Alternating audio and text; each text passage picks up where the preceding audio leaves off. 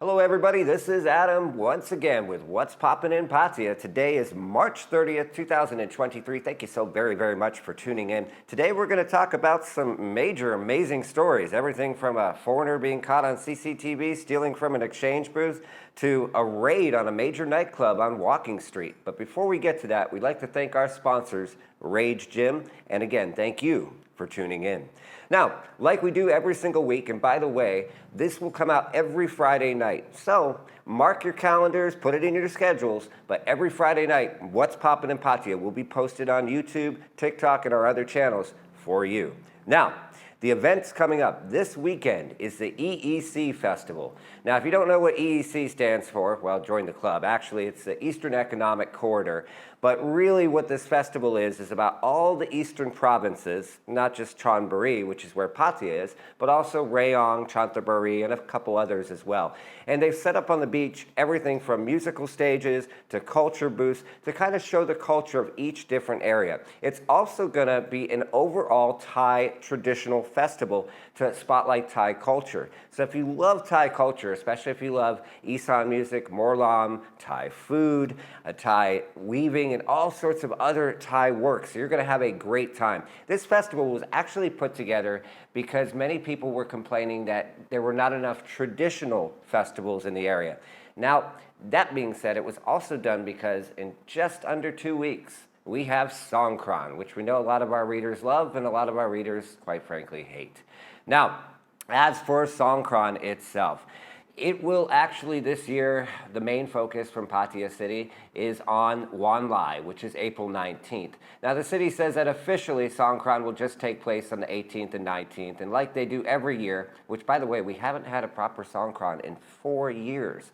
That's because, of course, of COVID-19 pandemic restrictions.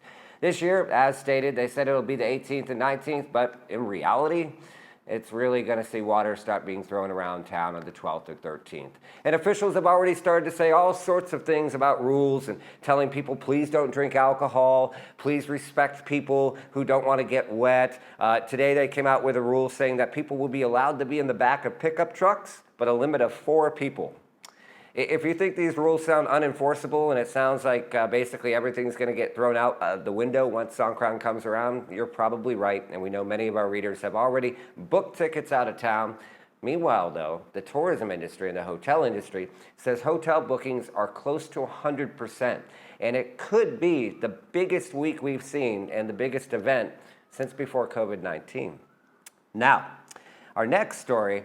Last week, one of our most well-read stories was when a Danish man, who had probably had a bit too much to drink, decided it would be a good idea to order 2 kebabs, not look at the price first, which was 70 baht, then get super upset and not only complain about the price, but decide to attack the kebab vendor, who we later heard is actually a really well-known kebab vendor in the LK metro area and really well-liked by many of our readers and commenters. Obviously, they weren't very happy with this. The woman called police after the assault, and not only was the man still enraged and screaming at police, he attacked the woman again directly in front of police, punching her in the face. Of course, he was arrested, and police stated that he will probably be red-carded or deported back to his own country. Our next story was actually our most well-read story of the week, in which a foreign man whose nationality is unknown and as of this video time has still not been caught, was actually pictured on CCTV around 6:30 in the morning going to an exchange on 2nd Road, tapping on the window to make sure nobody was there. And then he decided to slide his hand through the little space beneath the window and grab a change jar and pull it out and run away. The change jar contained a whopping 800 baht. Meanwhile, the actual fines for this, according to police, could be hundreds of thousands of baht, especially it being a currency exchange, and he will also probably be deported and face other crimes and charges as well if he's caught.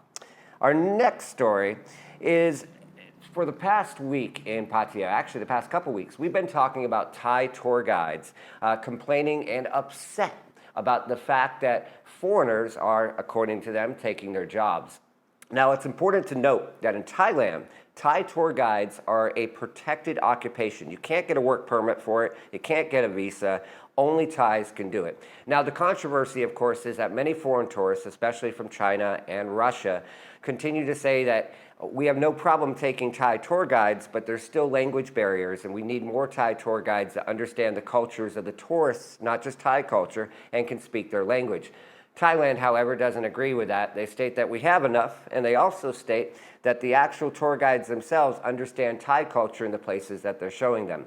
Regardless, Thai law enforcement has stated that they will continue to enforce this law. And over the past week, inspired by this, they've started rounding up illegal migrants and people working illegally in and around the Pattaya area.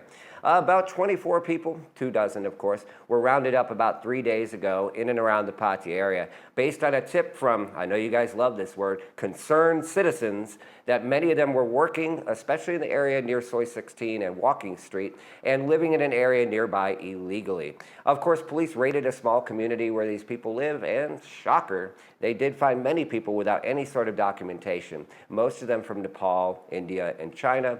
They rounded them up, and they will be deported. Police state that these migrant roundups will continue in the area in the near future. Now, we have 3 more stories for you, so hope you're staying tuned. Our next story was actually a really shocking story, even for those of us here that hear, unfortunately, a lot of shocking stories, and that's that a mentally ill man in Bangladesh near a reservoir was playing in the water by himself, for whatever reason, in his clothes, when a group of young boys who were also playing around the reservoir saw the man and asked him how deep the water was. The mentally ill man didn't respond. Instead, tragically, he went to the shore, grabbed one of the children who could not swim, and threw the child in the pond. The child tragically drowned afterwards. Now, the man was arrested, obviously, but police stated that the man has a history of psychiatric issues, and according to police and the man's grandmother, the man meant to just play with the children and didn't mean to actually kill the child. Regardless, the man remains in custody as of press time, while police continue to provide psychiatric evaluations to the man and determine what the next steps are. Next to last story. A popular nightclub on Walking Street, Flex Club, was raided earlier this week by police for allegedly being open, allegedly, right, past the legal closing time. Police showed up at 4:30 a.m. The legal closing time, for the readers that may not know, is 2 a.m.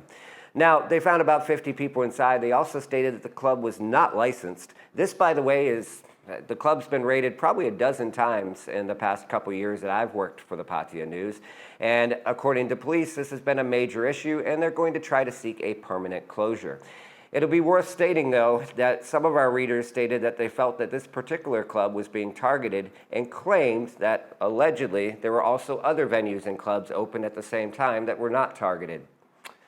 Last but not least, we have a good story for you after a couple tragic stories. And that story is that a very lucky Chonburi man decided to have some snails for dinner. Now, I don't know about you, I'm not a big snail eater, but I might change my ways, because when he went and had his snail for dinner, he found a strange orange ball-shaped object inside. What was this, you ask? Well, he almost threw it away until one of his family members said, wait, that might be a Mellow Pearl. Now, a Mellow Pearl is one of the world's rarest pearls that basically builds in a snail's digestive tract, and it's super rare that it happens. And how much is it worth? Well, it depends on the size, but he's already got it verified that it is a Mellow Pearl, and for his little snail dinner that cost him 80 baht, he may now be a millionaire, in Thai baht anyways, after finding that pearl. So congratulations to him.